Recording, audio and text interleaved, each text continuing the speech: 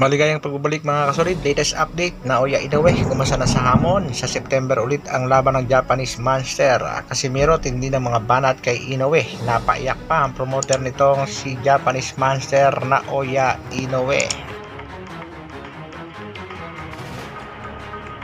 Para sa ating unang balita mga kasolid, Takuma Inoue at kapatid nitong tinaguriang Monster ng Japan Naoya Inoue, parehas nga ng kapalaran na bagsak sa unang round itong si Takuma Inoue kontra Ishida, samantalang si Naoya bagsak din kay Neri sa unang round. Pero matitindi at malulupit pa rin itong Inoue brothers dahil nakuha pa rin nila ang panalo. Sa kasalukuyan, itong si Takuma Inoue pa rin ang WBA Bantamweight Champion, samantalang itong si The Monster Naoya Inoue ay nananatiling undisputed sa Super Bantamweight Division. Luis Pantera Neri nagsalita na rin pagkatapos nga ng naging laban dito sa tinaguriang halimaw ng Japan.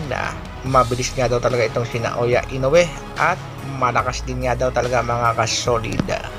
Kaya naman humanga at nagbigay ng respeto na rin itong si Mexican bad boy Luis Pantera Neri. Marami namang mga boxing fans ang nagsasabing okay lang daw kahit natalo itong si Luis Pantera Neri, pero naipakita daw naman ni Neri ang kahinaan itong Japanese Monster dahil nga daw pinabagsak ni Neri itong si Inoue sa isang left hook na kung saan gumapa nga ang hapon. Ayon naman sa ilang mga boxing fans, dahil nga daw sa pagbagsak ni Naoya Inoue ay lalong nakita kung gaano kalakas ang resistensya ng nasabing hapon at kung gaano kagaling mag-recover.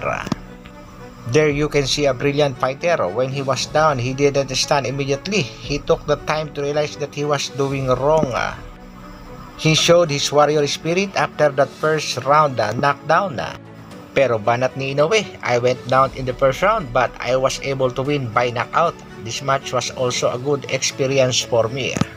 Masayang-masaya naman ang coach at trainer ng Inoue brothers, walang iba kung hindi itong si Shingo Inoue. Sa pagkapanalo nga nitong si Japanese Monster Naoya Inoue kontra Luis Pantera Neri, hindi naman ito nakaligtas sa batikos ng Casimiro brothers. Inoue, anong sinisilip mo dyan? Champion of the world ka daw, Japan ka lang. Inoue, pinapahiya mo ng sarili mo. Yan ang lagi kong sinasabi sa iyo pag ako ang makatama sa iyo. Good night. Sa kabilang balita naman mga kasolid, dahil nga sa muling pagkapanalo ng Japanese Monster via knockout kontra dito kay Luis Pantera Neri, sigaw ng mga Japanese boxing fans, dapat nga daw ay kasahan na nitong si Inoue ang matagal nang naghahamon ang angas ng Pinas na si Cuadro Alas John Riel Casimiro. Inoue, tinuldo ka na ang hamon ng Casimiro brothers.